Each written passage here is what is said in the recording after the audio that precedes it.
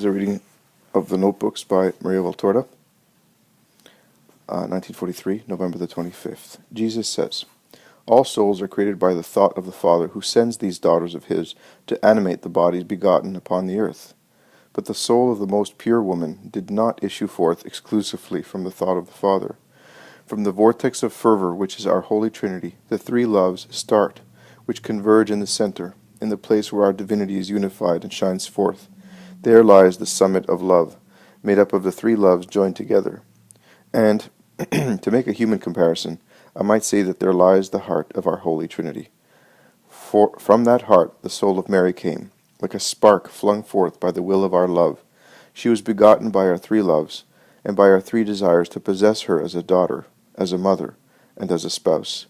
And we have introduced every perfection of ours to create her, for she was destined to be the stone of the edifice of the true temple, the ark of the new covenant, the beginning of the redemption, which, like all the things of God, bears the symbolic sign of the three of the triune God.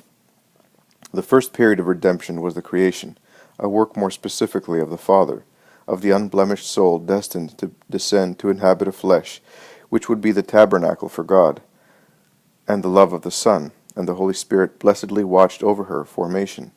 The second time was when, by the work of the Spirit, the sinless one, entirely beautiful and pure, fused her flame as a virgin in love with God to the flame of the love of God, and by the work of the Spirit conceived Christ for the peoples. The third time was when Christ fulfilled his mission as a Redeemer by dying on the cross. Then, too, Mary was united to God's work, and by the work of the Son, became the co-redeemer and the victim with him. Indissolubly linked to God and to God's will, she was present in every time of the stages of the way of redemption, and without Mary, you would not have had the Redeemer.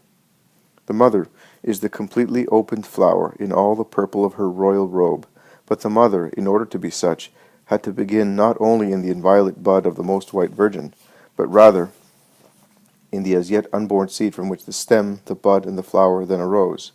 On celebrating the date of the Immaculate Conception of Mary, the sweet fruit of our love, and bearer of the fruit of infinite love, consecrated for your salvation, which I am, bear in mind not only Mary, when just conceived, but her origin, thrice holy, because our three loves converge to create her, and her special dignity as the initiator of the Eternal's forgiveness for man. The serene dawn of the day of redemption, she comes to you in her chaste splendor as the morning star and aurora of paradise.